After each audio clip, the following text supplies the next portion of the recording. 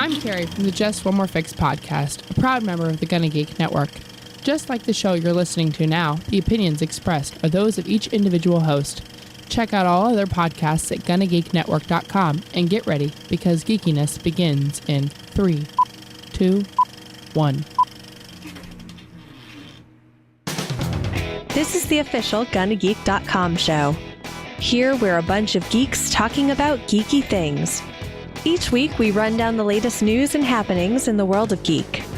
These are your hosts for the show, Steven. But what if I'm in the mood for a T-Swift story? Chris. I've heard the X is going to give it to you. And SP. That's how we roll on Gonna Geek on Monday night. We get crazy! Gonna Geek Productions presents the official GonnaGeek.com show.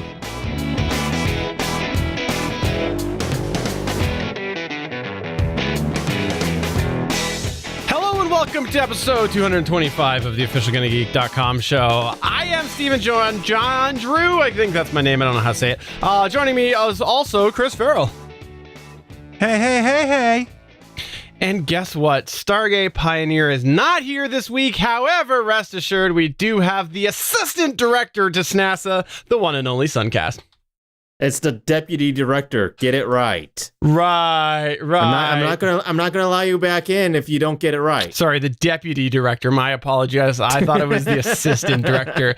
My bad. No, SP is away this week, and if this is the first time that you've ever checked out the GonnaGeek.com show, we encourage you to listen to the show and know that usually we have somebody else here instead of Sunkast, but Sunkast will do about a 25% as a good job.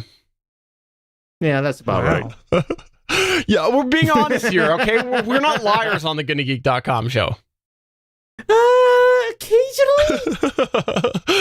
All right. No, if you're not familiar with Sunkast, Sunkast is a member of a certain website, so I could introduce him, but instead, I will let him introduce himself.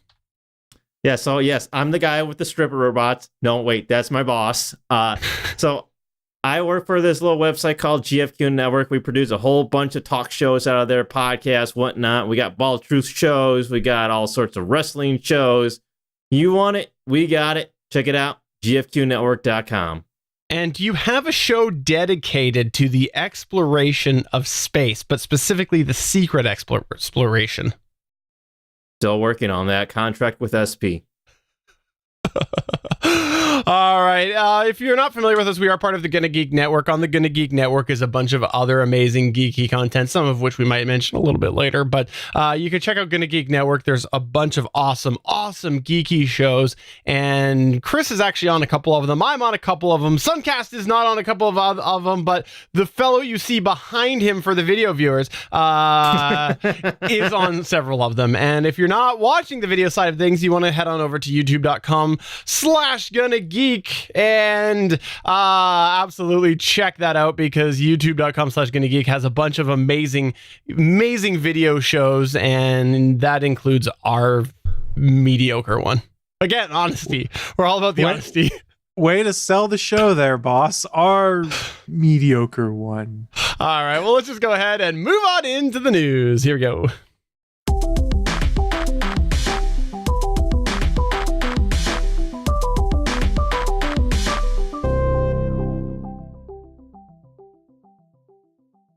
All right, so this one here is a real fun story for all y'all because here's the thing. We always talk about being prepared for bad situations like accidentally clicking on the wrong pornography sites. And so we always encourage you having some form of antivirus and some form of malware protection, one of which often is recommended is the Malwarebytes anti-malware suite.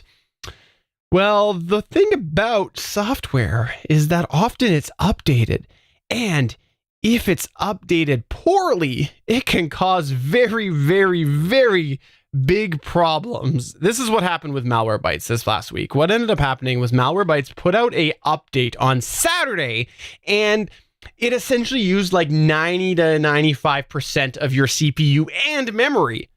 which is bad because that means that your computer is being very, very taxed. And if it's being very, very taxed, what ends up happening is your computer slows down. And that's what happened to a lot of people this past weekend, to the point that some people even just gave up on their computer and thought, oh, wow, my computer's screwed up. That happened with several people this past week. And, some of which suckers, they ended up buying Macs. Is that not hilarious? Just because one piece of bad software, they bought a whole new computer, spend Apple tax. Anyways, that's beside the point. So because nothing bad happens on Mac OS. It's safe. You'll never get a virus. You don't need antivirus. You don't need any kind of privacy protection, anything like that. You live in obscurity if you have a Mac device. Nothing will ever happen to you. No. But anyways, this happened and a lot of people really suffered because of this. So they obviously got everybody on it, and that's what they ended up tweeting. I believe that the exact words was that we have everybody working on it. I think that's what they said. But anyways,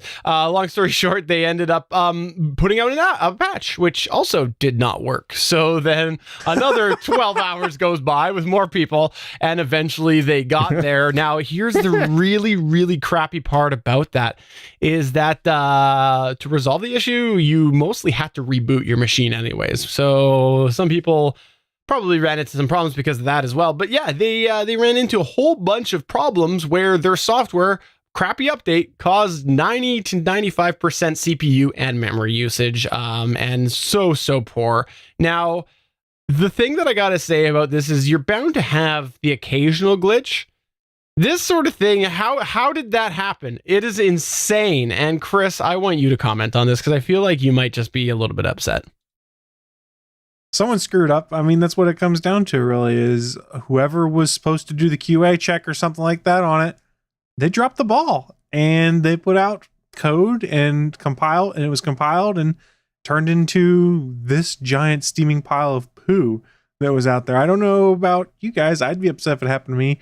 And this is a terrible trend we've had lately of rushed out patches not working properly. And we're probably going to talk about it some later. And man, I just wonder how many people are like, oh, this is all Microsoft's fault, when really Microsoft had nothing to do with this.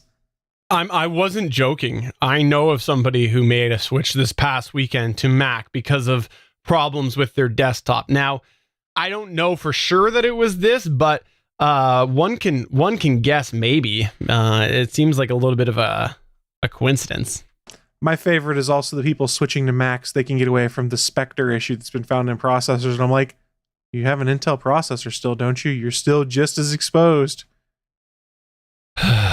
People are just so thick. They're so unbelievably thick. I want to say this though. I even though they had this problem, I do still think Malwarebytes is a good piece of software. It still saves a lot of people, and at this point, they haven't lost credibility fully with me. There are other pieces of software out there that is almost as good, and some would argue better. But it's still, if you've got a license to Malwarebytes, I wouldn't dump it yet. It's my opinion. Well, and important to note, it's one of the best anti-malware suites out there, and the free version of Malwarebytes is still pretty good. Yeah, they screwed up, but doesn't necessarily mean I have to drop them forever. It means now you know what you need to keep an eye on in the future. You've seen this problem, so if it happens again, you can look and see what's pegging your processor, and if it's Malwarebytes doing it again, maybe that's when you make the call to be like, yeah, I'm going to drop you for a little while. Did you say pegging me? Is that what you said? Well, pegging the processor is what I was meaning. You know, the whole analogy of like when you accelerate your car and you peg it, it moves the gauge all the way up to the peg and you can't go any further. So you're not going to peg me. Steven has a very dirty mind. I don't know what that means, Steven. Why don't you explain that to all the boys and girls out there?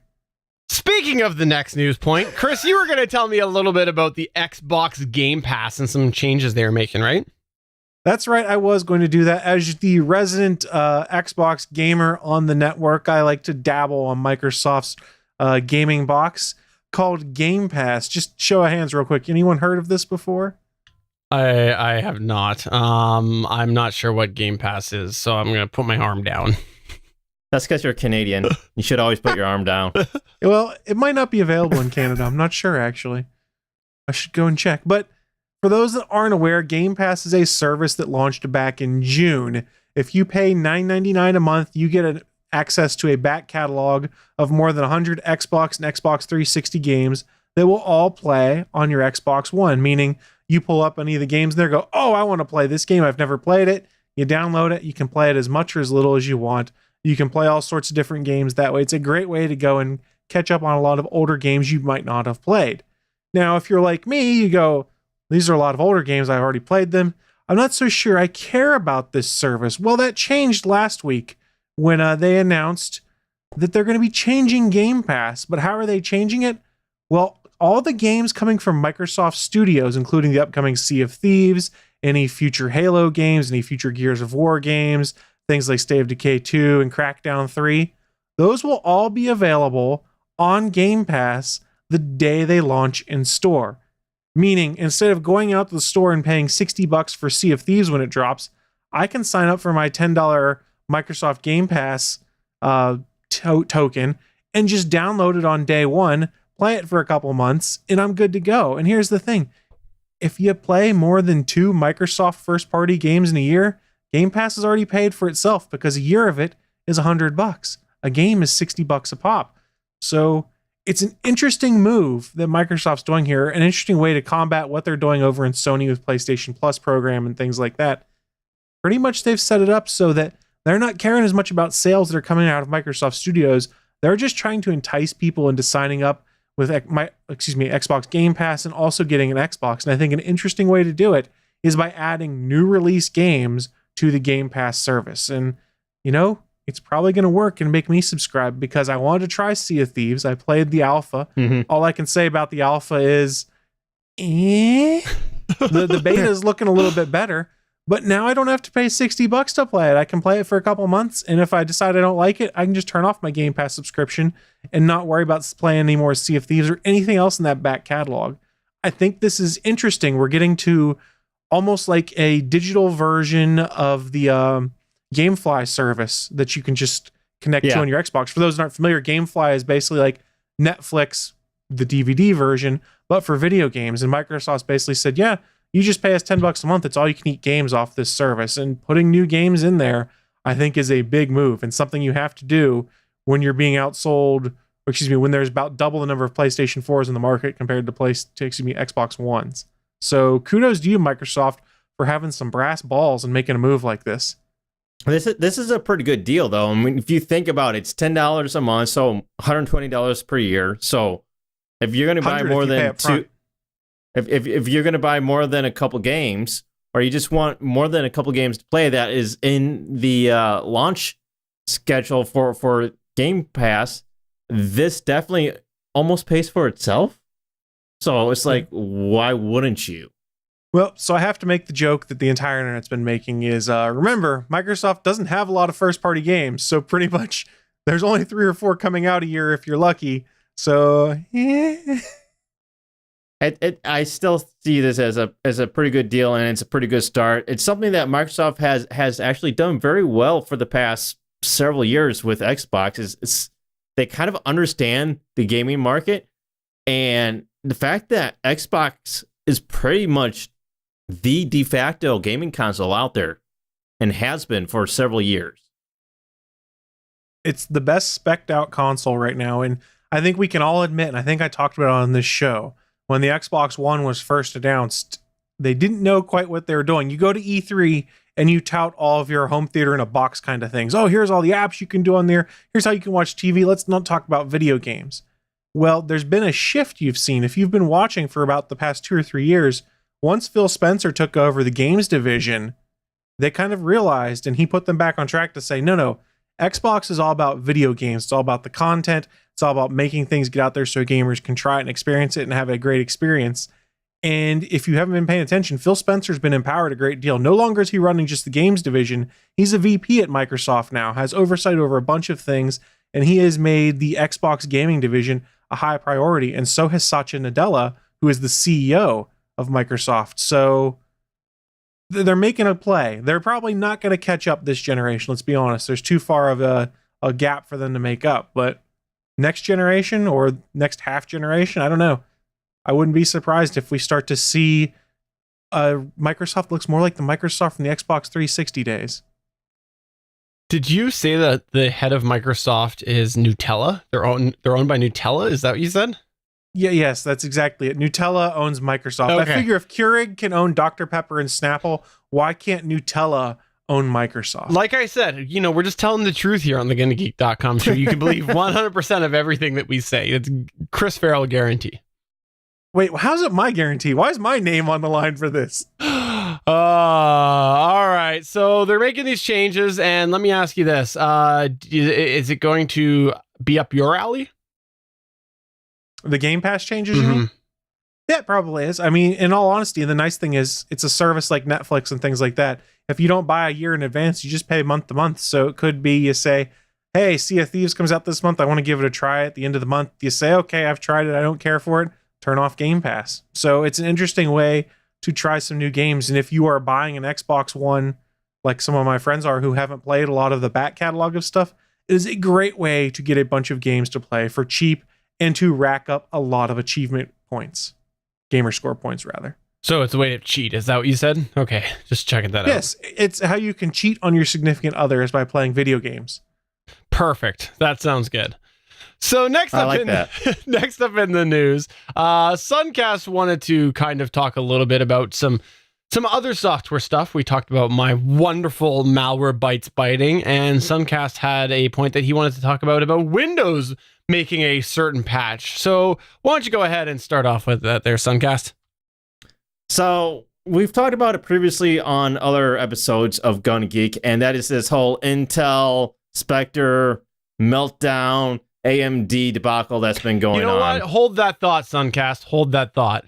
This is Meltdown Spectre Watch 2018. It's back! Yes, indeed. It is back. And I will say this, that I will give full props to the one and only Sunkast who made that. Sunkast was the one that did that. So that was a full Sunkast production right there. Sunkast, take a bow. I've spent way too much time preparing for this episode, I think. No, seriously. So tell us a little bit about how there's an update to Spectre, and then we'll just pretend that we care about the point just so we can get to the out point where I'll play that bump again. So go ahead. Okay, so some of you might have already heard Microsoft has issued an emergency patch to remove Intel's patch to fix the Spectre Variant 2 attack. So this is the attack that affects Intel's chipsets. And Intel has released some updates, some patches. Unfortunately, they haven't done a very good job with these patches. At least Intel hasn't. So Microsoft has actually issued this patch after Intel commented that its patches could in some cases lead to loss of data or corruption. And Intel has already admitted that these patches have had trouble for some users where, it causes system instability, random reboots, all sorts of bad things. Dell and HP have already since pulled their BIOS updates that contain Intel's buggy code. And unfortunately, yes, this gets even worse. So according to the Wall Street Journal, a report from them says that Intel actually told Chinese companies Lenovo and Alibaba about this vulnerability in the chipsets before the US government. Now, this is an actual concern because if you think about it, the Chinese government can intercept and listen in on these companies and possibly get a hold of the knowledge of these vulnerabilities that are in these Intel chips and possibly use that to their advantage. So that's a very scary, interesting thing that could possibly happen. I mean, there's no evidence of it right now, but it's like you're telling Chinese companies before the US government? Is that really smart? But in any case, this is something that's just, it keeps getting worse, and it's like, Intel, what are you doing? By the way, in the Mixer chat, we've got Beatbox Ninja 006 saying, really? And I gotta say, first off, allegedly, if we didn't get that just from Sunkast, I was gonna call you SP. Wow. Sunkast saying that that's the rumor. Is it nothing proven at this point, but right. I do have to say that first off, okay, they didn't tell the Canadian government, or did they? Ooh, I won't share that secret, but that is something that in any case, I think that it's really weird that we wouldn't we would go to some of these other companies first where it could have been intercepted. I think he hit it on the head there, but I guess maybe they were trying to get ahead with the sort of production side of things, but it's weird. Very weird. And mind you, this is something that Intel has known for almost a year now. They've known for at least 8 months about this vulnerability, and it's like, it's still not fixed. Like, okay, so Intel issues this patch for BIOS that is supposed to patch this exploit, this vulnerability in the chips. And somehow that makes things even worse. And now Microsoft issues an emergency patch to remove Intel's patch. And just like, guys, can you not get your crap together here? Well, I think Microsoft's getting a bit of a bum rap on this one right now, too, because it's not their job to do the microcode patch that we saw Intel having to do here. And it's not their fault that Intel did a shoddy patch that didn't work well based off the patch that Microsoft issued based on Intel's documentation, mind you. So Microsoft's here having to try and set up alternatives for people to recover their rigs that are unstable. And bear in mind, it's not all of them. So this is like an optional setup that you can optional download of this patch from Microsoft to make it undo the Spectre patching. So if you're the OS vendors, you've got to be sitting here going, we have no choice. We have to support Intel. We have to support AMD. We have to support all these guys. But guys, get your crap together, because it's not you that's catching the flack. It's everyone that's going online on Twitter and stuff like, what the hell, Microsoft? My computer's not working because of this patch. And they have to look at it and be like, it's not our fault. It's Intel's fault. And we're going to catch the bum rap for it. And here's the kicker. You look at the stock market, Intel's stock is up right now because everyone knows people are going to be buying a crap load of new PCs and rigs, servers especially, once they put out the Spectre-free versions. Ridiculous. Yeah. And don't even get me started on the fact that the CEO sold off a bunch of stock right before this became public. The whole thing seems shady. Whether it actually is or not, perception is that this was mishandled and that Intel is not really being punished for it. Let me say this, though, by the way. I think that it is a complete coincidence that this whole thing happened with Intel the same time that Chris started to podcast with us. So I think that there's a bit of a correlation there. Sure. Just gonna say, CEO sold their stock. Chris started to podcast with us.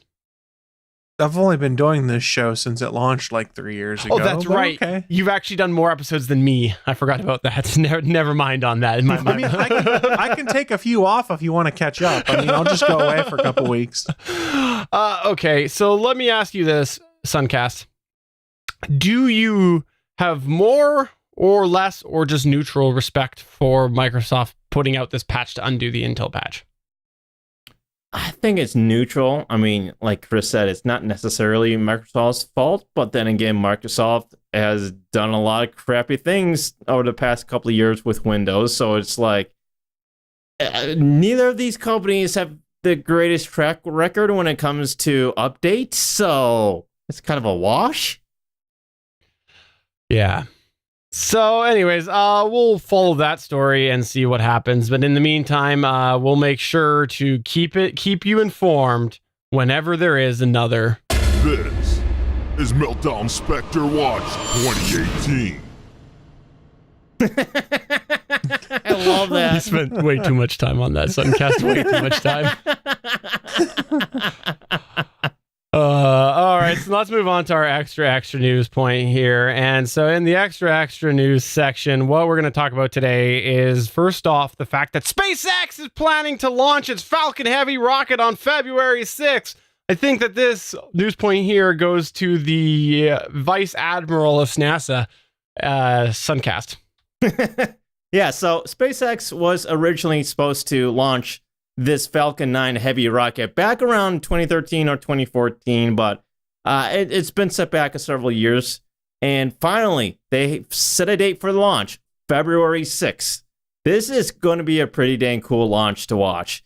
Basically, a Falcon Heavy is 3 Falcon 9 rockets strapped together. So this thing is freaking huge. It's got a lot of thrust and power, and it's just going to be one of those things you have to watch. So I'm very excited about getting to see this rocket launch. Yes, I'm going to watch it online. Won't be there in person, but nonetheless, it's 3 Falcon 9s strapped together.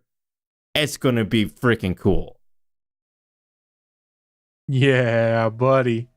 SP has actually talked about this a little bit, and I actually saw it on a couple of news channels in the last week, and so I thought that that's really interesting to finally see it in, not just science-y news. You've seen it all over the place and that sort of stuff, but this was just regular news stories, and I thought that it's about time that this sort of stuff is being talked about, and it looks cool. It looks awesome. It's big. This is a BFG. It is, as they've referred to it in the past. BFR, I should say. Yeah, BFR, but we knew what you meant.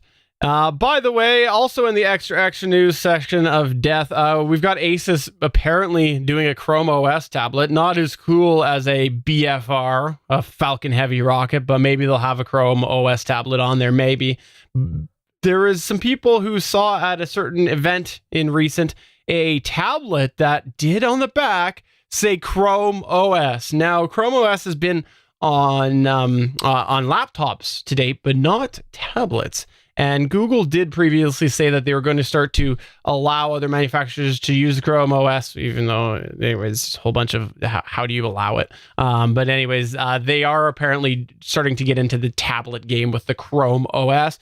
I saw a couple of pictures of it. It looks kind of okay. It's nothing special. I think we'll be what a ringing endorsement. I think, it looks like a tablet. That's what it looks like. It looks like a tablet that kind of looks like a phone. So we'll see what happens. I think. Wait, are you saying it's a phablet? No, it's not a phablet. I meant the OS, the operating system. It's not a phablet. You like the term phablet, you know it. I am okay with Chrome OS going to more devices because I think the more devices it gets to, hopefully the more developers will get, and thus it'll become a better OS. And I know Chrome OS has a lot of people now, but it has a lot of shortcomings. Ton of shortcomings. It does, but given that, still, it's something that I've recently been thinking about getting a Chromebook of sorts. Why? I'm looking for something that's going to be light, portable, not terribly expensive, something that I can take with me when I'm out and about, but still have something where I have a fairly substantial screen, a fairly substantial keyboard, so that when I am on the go and I do need to do some remote work, I have something that would fit what I need in that regards. That is exactly my reason as well. I've thought about it for a while. I'm not in a position to buy one now, but that's exactly the reason why I have seriously thought about it. Okay, so my specific use case would be for me to, if I'm out and about and I need to do something for GFQ remotely, like open up TeamViewer, run a show remotely while I'm out in the world, but not at my home PC, I think a Chromebook might actually be able to fit that need. I agree on the TeamViewer front. That's one of the things that I first looked up when I thought about Chrome OS devices as, can you do it? And you can. And I think you're right. I think that you could really have a lot of options by doing that. And so we'll see whether or not they end up continuing to develop. I still am always a little bit fearful that it will come one of those Google graveyard projects. Well, bear in mind, they've dug out, I think on Android Central or whatever, Google's already working on their own home-baked OS, the Fuchsia OS, which they're creating their own kernel, creating their own basics on everything, meaning they're not going to use the existing stuff like you see in Android where they reuse a lot of Linux code and things like that. Fuchsia is being built from the ground up and actually runs on Pixelbooks right now. If you can get a copy of the code, it's still probably years away from being anything, but I think their end goal is to eventually replace Android or replace Chrome OS with Fuchsia, which is an OS they've built from the ground up. Yeah, I do have a little bit of a concern to a degree that you get into the Chrome OS, you end up getting somewhere, and then all of a sudden what happened with my Nexus 7 happens, and that's that it becomes a paperweight. That's my one fear that I have, because at least we know with a Windows computer, even a cheap one, you know how you can stretch its life, because there has decades of a track record to show that you can stretch Windows laptops. So here's why you can be a little less fearful on that is the big play with Chromebooks and Chrome OS right now. It's not selling it to consumers like us who like new toys and like to explore new stuff and see how it works or want something mobile on the go. The big play with Chromebooks is schools.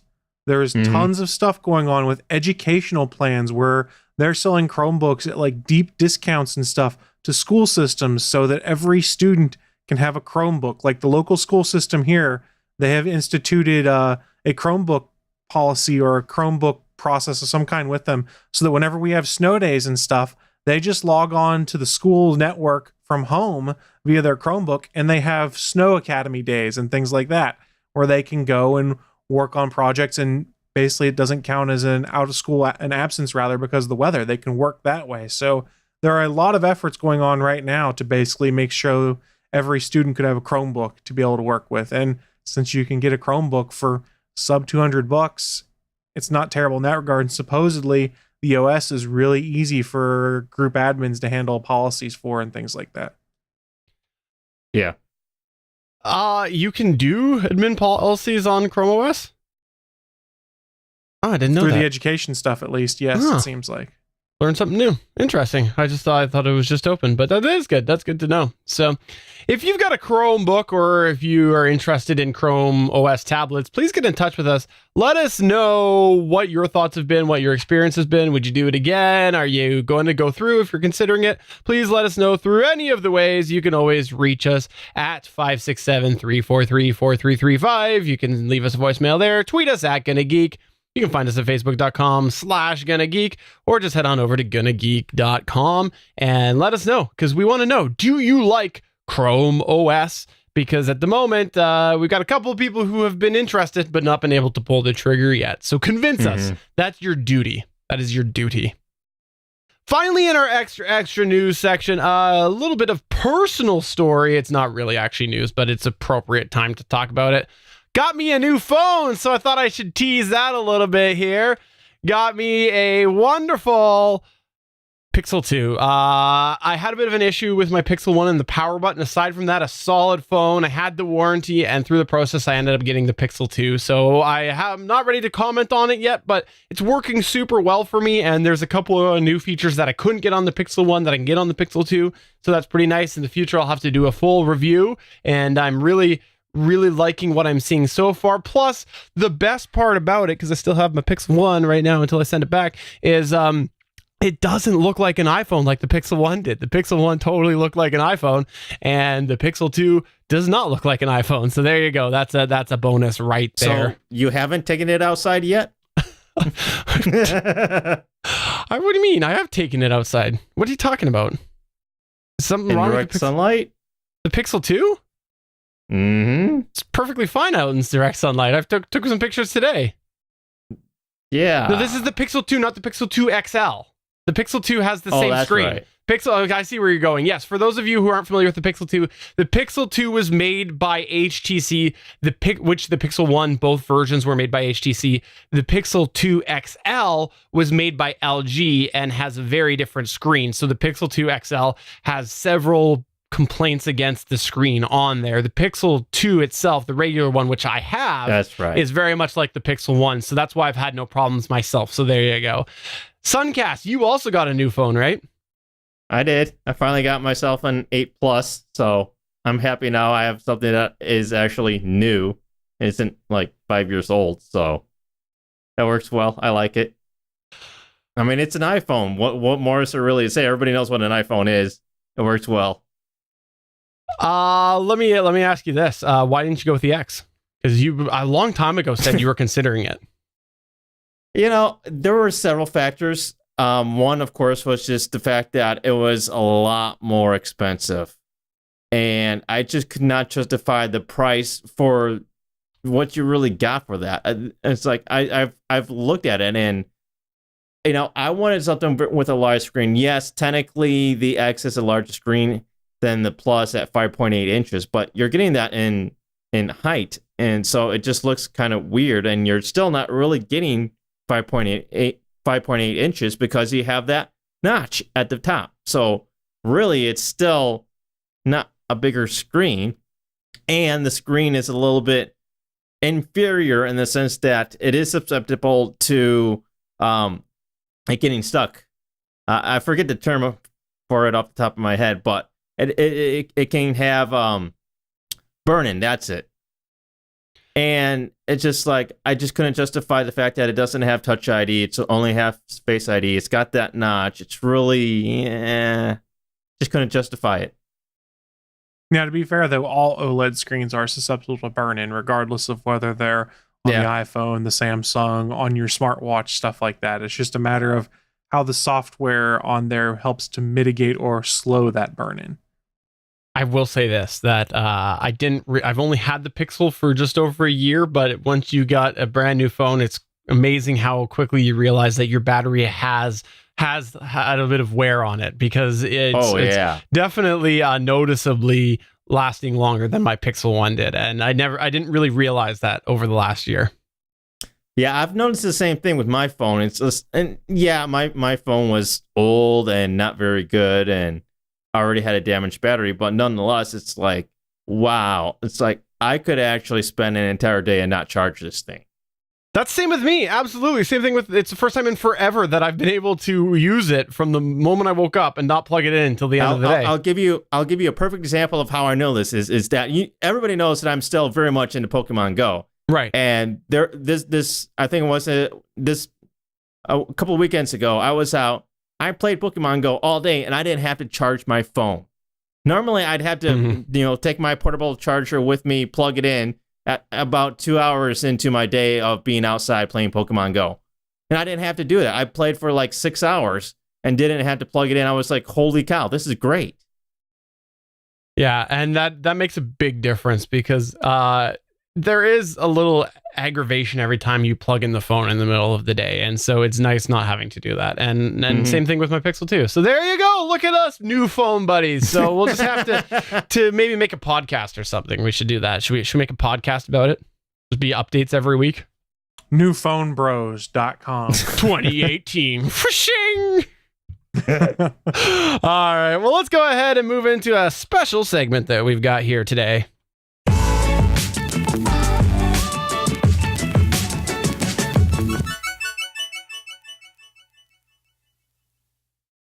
So, yeah, here's the thing about the GonnaGeek.com show. This has happened many, many times. We like to change the world here. Well, a lot of times we come on, we talk about something, and the next day, something happens related to that thing.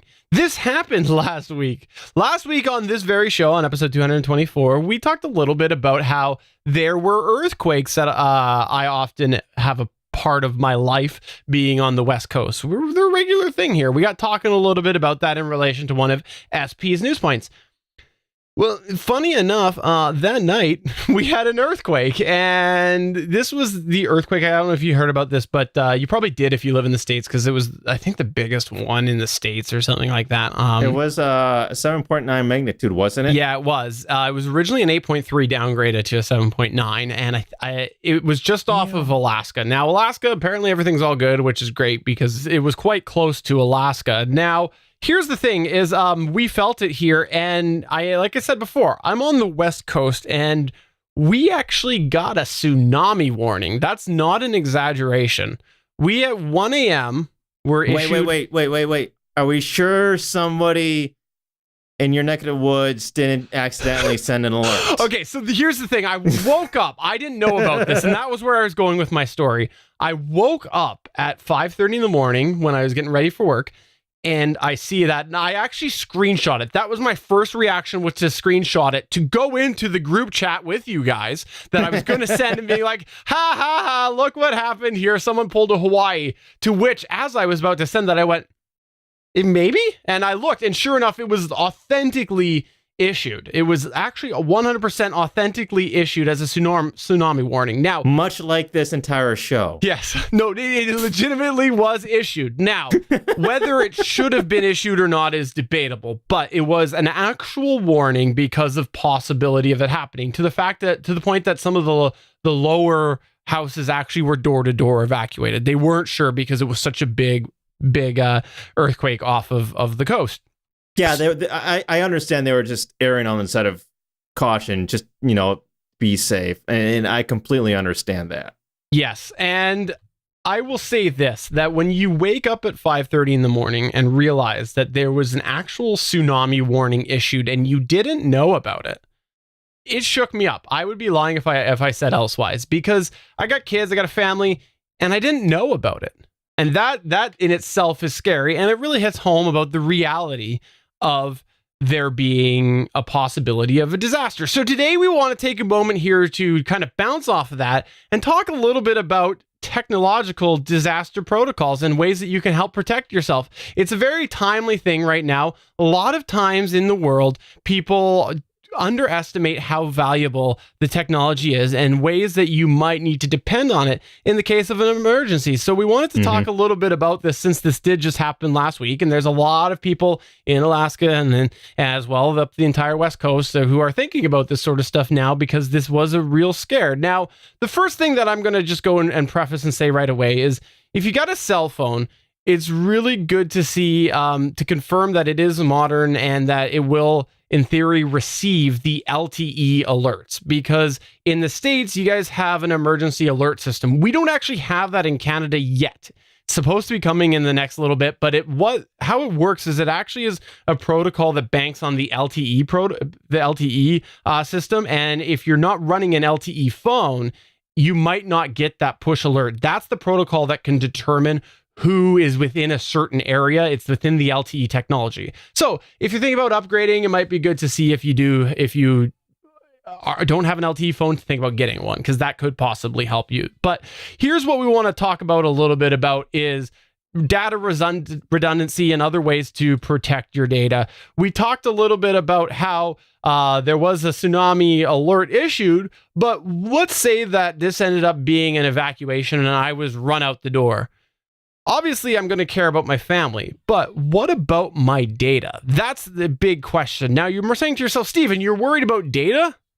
Think about this. Put yourself back 20 years and ask somebody, assuming your family and your pets are safe, what are you going to grab? The chances are someone that you asked that 20 years ago would say my photo album, because photos are valuable. Photos are very important. And so you should think about that. If you don't have a way to, quote, grab your photo album, which is probably on your computer, since everybody takes pictures and they end up eventually getting off their phone onto there, you should think a little bit about that. And so data backup and things like that is a really important thing. So I want to turn it over to Chris here to talk a little bit about this, because I know, Chris, you've had a bit of a solution for data redundancy for a while, right? Well, so I back up a few things a few different ways. As Amazon Prime gives me free unlimited photo backup, so everything on my camera and on my tablet backs up to there.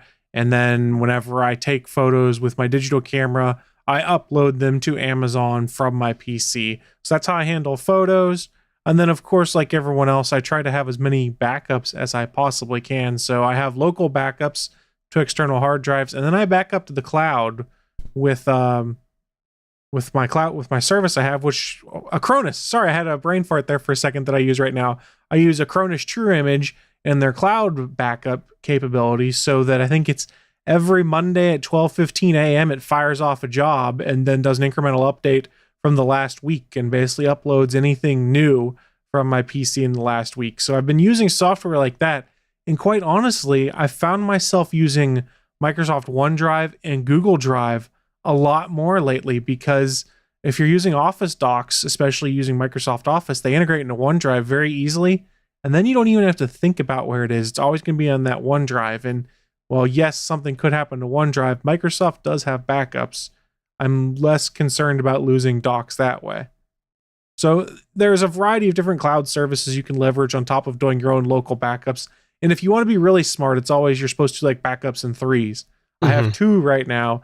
If I had a local bank here, what I should really do is, say, once a quarter, do an incremental backup onto a hard drive and throw it in a safety deposit box or something at the bank, so that if my house burned down or I got robbed blind, I could go back and get data that's within the last 3 or 4 months and be able to rebuild from there.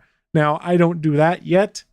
I probably should, but shame on me, I guess. Yeah. You know, the external hard drive is a great point, and one that I think a lot of people underestimate. We talked actually a while back about the possibility of needing something that's disconnected. We talked about that when we had Cody Goff on the show, and he shared his story about being a victim of ransomware.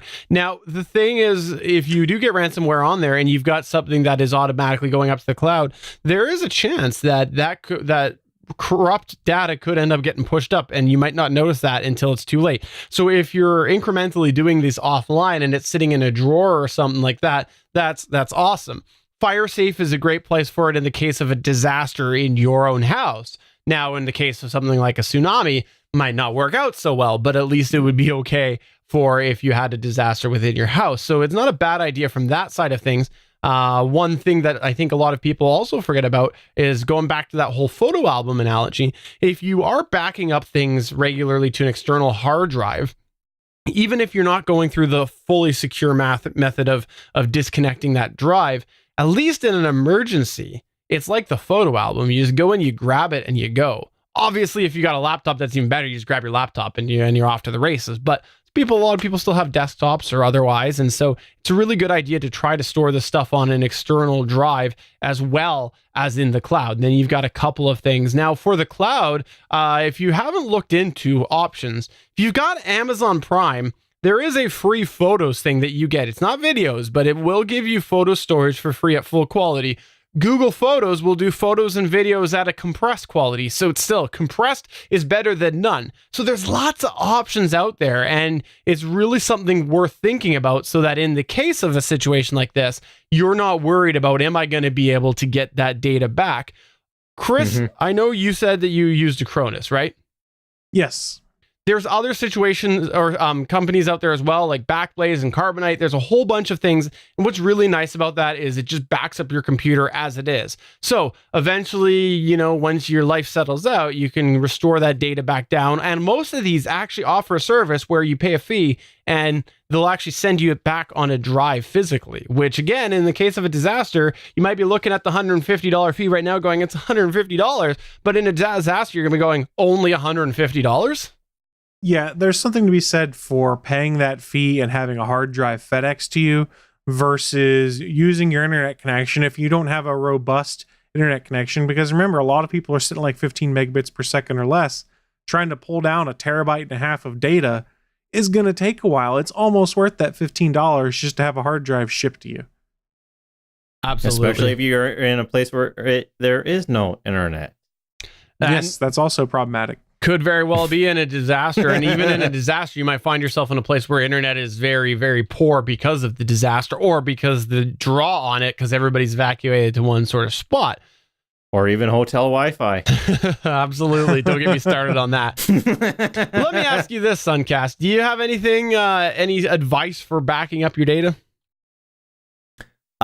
You know what? I think there's a lot to be said for that. I think in this day and age, one thing that I would contend with is how would you advise somebody that doesn't have a laptop, doesn't have a desktop, to do redundant backup, not just in the cloud, but some other way of backing up that data when all they have is just their phone? That is, I mean, there's a lot of people now that all they have is just their phone. That's it. That's their personal device, their personal computing device. I agree. And that would be something that I think in a situation like that, if you don't have a computer and you don't have a laptop, the odds are you don't have a reason to have it locally. But what I would probably do if it was me would be use multiple services. I would take advantage of that Amazon Photos and I would have my photos there as well as on Google Photos, because then I know it's in two places and I'm good. That's how I would probably achieve it myself. And see, that's something I already do myself. Especially with my photos, I think that's one of the most important things to me is my photo album. So right now, any photo that I do take on my phone, it gets backed up to not only OneDrive, but also Google Photos. So it's at least backed up to two different places. If God forbid something happens and, Microsoft has something happen to them, like a data center fire or something like that, it's bound to happen. You can look and even see. So Texas is one of these areas where a lot of data centers like to exist because of its central location in the United States. But Texas is also one of these areas that is a little bit prone to hurricanes. And yes, this past hurricane season, that is something that we did see, a data center that had flooding in its basement and lost quite a bit of data. Yeah. You hit it on the head there. Now, you hope that you're using a service that does use more than one data center. And a lot of these people do. They use more than one so that they're protected for that reason. Because you got to think that they're in the business of data redundancy and making sure things are safe. So having data centers at 2 different locations in the country is a smart idea. But it's only as good as the data that's restored back. So hopefully you're using a company that is okay. But again, trying to get that back, there could be a bit of a lull where it's out. Yeah, I think gist of it is don't solely rely on one cloud provider for backing up your stuff, because yes, something could and does happen to these data centers. Even archive.org, which is a very major organization that does archival of so much data, they've had issues in the past with their data centers catching fire. Yeah. I want to talk a little bit, moving off of data redundancy a bit, and talk a little bit about the other tech in our lives that we might not necessarily think about. Now, it's all well and good to have your data backed up, but what if it's not a situation where you need it, where it's just there is some form of disaster and you're still at home, but you've lost a lot of service? Are you prepared for that? We've talked a lot before on here about how people have cell phones, and they don't have home lines anymore. Home lines are not really a thing. And we've also talked a lot about how in the past there's a big event that happens, whether it's a sports bowl game or a super truck monster show, and all of a sudden the network can't handle that because of the fact that there's so much draw on that. Well, in an emergency, you can imagine that that's going to get worse. And because you don't have a landline, you might need to bank on that cell phone. Well, here's the thing is your cell phone might only have battery for the next 4 hours. If you're lucky like Sunkast and I, it'll probably be for the rest of the day. But for most of you people out there, you people with old phones, it's going to only last a few hours. And so are you prepared for that? And that's why, for me personally, I think it's a really good idea for people to have battery backups if they don't have a generator. And a battery backup for your computer is fantastic. But what about those little battery backups that you can get to travel? It's great to have those battery packs sitting around and charged, ready to go. So in the event of an outage, you've got that and you can recharge your phone. You might not be using your phone now. You might not be using it in 2 days, but when you do need to use it, at least you know you have a charge. Now, I did touch briefly on battery backups for your computer.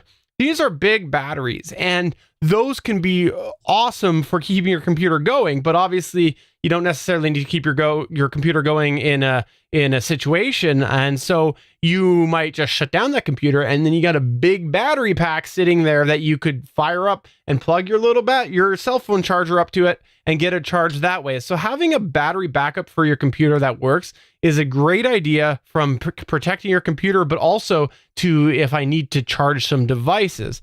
Now, here's another little nugget for you is if you lose power, but the rest of the lines are good to your internet, a lot of places, if you throw a battery backup on your router and your cable modem, you'll actually keep getting internet. I've done this several times in power outages. We get them quite regularly where I live. And so I have a battery backup on my cable modem and my router so that when the power goes out, I still have internet access should I need it. I'll usually shut it off and then turn it back on a little bit later when we're needing it. But it is something that's not bad to have around for that side of things as well embracing technology. There's a lot of development within bulbs and things like that. Chris and I are big advocates of smart bulbs, but did you know there's actual battery backup bulbs? Sure, they're only a couple of hours worth of power, but I've got one and it works really well. It's a night and day difference between that and using just a crappy little camp light. It is amazing. Just one bulb in a lamp makes a world of difference from comfort. And what's cool about these things is they actually work where if you flick your switch on and off, it can recognize that and it knows when to do that. So your switch keeps working, which is awesome. It's a really cool technology and something that if you don't have some of these, it might not be bad to have around. Now, I will say this, that back to the alert side of things, if you don't have alerts, if you don't have an alert system that pushes through silent mode, some of them do, some of them don't. It's not a bad idea to go into your contacts and add in one of those options where you can have the silent mode broken if somebody calls you so many times. Pick a contact that you know would try to contact you in an emergency. So then if all of a sudden you are sleeping like I was at 1 a.m. and if there was a situation and someone's calling you over and over and over and over, it will clear them to break your silent mode. That's not a bad thing to embrace if you're in a situation where you're not going to get that emergency alert. Now, I don't have that set up myself. It's something I didn't think about yet, but it is something that I will be adding because that was, that was a little bit scary for me to wake up and realize I could have slept through all that. Yeah, that's fairly easy to do with your iPhone. You can just set it up so that anybody in your favorites list can ring through when you have Do Not Disturb mode on. Now, I would be very careful of that when you use that. You don't want them to ring through when you're in the movie theater, but I think with the iPhone, you can set after so many times, can't you? I haven't actually tried that yet. Oh. I just know that, if I have Do Not Disturb mode on, I can actually set it so that anybody in my favorites can still contact me. Ah, okay. Yeah, you can do similar on Android or set it up like Steven said that after 3 calls in a row, it'll ring through. So generally when I go to bed at night, I put it on Do Not Disturb mode with that ring through mode set up so that if you're in my contacts, you can get through to me because those are the people I kind of trust to be calling me if some emergency overnight or, just calling my Amazon voice services device at 12:30 in the morning to get a hold of me too. That could be a possibility. Don't worry. If I have a disaster, I'll call you at 1 a.m., okay? Hell, I might not even need a disaster. So there you go. So what you're saying is you're gonna make sure that your Echo Dots are on your battery backups, just so that you can reach Chris and Steven. I actually have an Echo Dot that's in a battery pack that will work for 6 hours on its own. So theoretically, that would be possible outside of everything else in my house that might be plugged into UPSs. They're micro USB, so could you not just use one of those cell phone chargers? You could. There you go. You guys got any other final advice before we close it down? Anything else that you want to throw in here about being prepared for situations with your modern technology, Chris? So there's a great UPS product out there that I wanted to buy and I never caught it when it was on sale. So I bought different for my router and modem, but it's a UPS that's designed specifically for routers and modems. And basically it has a battery pack similar to what you see people carry around with cell phones built into it. So if the power goes out, you can literally pull the battery pack out of this UPS that you have your router and modem plugged into, and you can have a mobile battery pack if you need it too. It's a pretty cool 2-in-1 solution. They go on sale a lot at Office Max. I just never caught it when it was on sale because they sold out super fast online and the local store would have like 2 of them in stock. It's a good idea. I have one that was meant for the router, but it's not like that. It's one that is meant to last longer. It's just the way that it's configured. It actually doesn't have a ground on it, so it's specifically meant for stuff like routers. But absolutely, that's a great idea. SP? Yeah, so I think just to echo what you guys were saying earlier about just don't solely rely on backing stuff up in the cloud. Have some sort of physical copy of your stuff. And I think that's really what you should think about these days is that if things go screwy, have other plans besides just digital. Solid. Absolutely solid. So if you got advice or anything like that, please do get in touch with us through any of the ways. Again, you can reach us at 567-343-GEEK. That's 567-343-4335. You can Facebook at facebook.com/GonnaGeek. Tweet us at GonnaGeek, and you can always go to GonnaGeek.com. I was going to give the email address, but nobody likes email. Email is so passe. So passe. Can I text? You can text 567-343-4335. You can absolutely text that line. I didn't expect that, did you? All right. Well, that's going to go ahead and bring us towards the end of the show. Before we wrap up, we'll just go around the table and plug and promote and do whatever we'd like to do. I'll go ahead and start us off here and say that if you haven't been watching the amazing season of Agents of S.H.I.E.L.D. this year. You should really check that out. It's been a solid year. I got to say, it's been a lot of fun. Maybe it was the whole, comparison thing where Inhumans just set the bar so low that anything seems good, but I don't think so. Honestly, it's been really good, and I've been really enjoying it. And if you want to hear more geekiness about Agents of S.H.I.E.L.D., you should definitely check out the awesome show on the Gonna Geek Network called Legends of S.H.I.E.L.D. That's available at GonnaGeekNetwork.com. It is hosted by 4 awesome people. You should check that out. That's GonnaGeekNetwork.com. And one of them is regularly on this show. And if you're not familiar with who that is, just look on over. If you're watching the video side of things, make sure you look over Sunkast's shoulder, because you will definitely see the director of SNASA. And if you're not watching the video side of things, then hopefully that will at least get you to come over and check it out at youtube.com/GonnaGeek. That is Legends of S.H.I.E.L.D. And in the latest episode 223, the Legends of S.H.I.E.L.D. Director Stargate Pioneer Agent Haley, Agent Lauren, and Consultant Michelle discuss the Agents of S.H.I.E.L.D. Season 5, 4th episode, A Life Earned. Seriously, check out Agents of S.H.I.E.L.D. It is an awesome season. Sunkast, anything that you want to plug or promote? Check out gfqnetwork.com. That is where we have a whole bunch of different shows. We've got stuff about hair loss, wrestling. We just, I think, did a whole series about Raw 25. Royal Rumble was this weekend, so I'm sure the guys are going to have a whole bunch of stuff to talk about this week. I got a rumble in my tummy. Chris, anything that you want to plug or promote? Yes, if you guys like watching live video on the internet, just head on over to geeks.live. It's the official streaming home of the Gonna Geek Network. Whenever we're doing a live show like the official GonnaGeek.com show, Legends of S.H.I.E.L.D., the Starling Tribune, or something like that, you can find it on geeks.live. Even if we're not live, there are replays going of old episodes. And if you scroll down to the bottom of the page on geeks.live, there's a calendar of live events. So seriously, go check out some awesome Gonna Geek content as it streams live right before your very eyeballs. Head on over to geeks.live. And when we stream live to a variety of different places. So if you're not into the YouTube thing, you can usually find us on the Bookface, and sometimes you can find us on the Mixer. You can find us all over the place. So do please check us out. But that is taking us to the end of episode 225 of the official GonnaGeek.com show. I'm Stephen John Drew saying, still trying to find that outro music. I'm SP, the director of SNASA. He's always watching. The SNASA director always watches. Bye.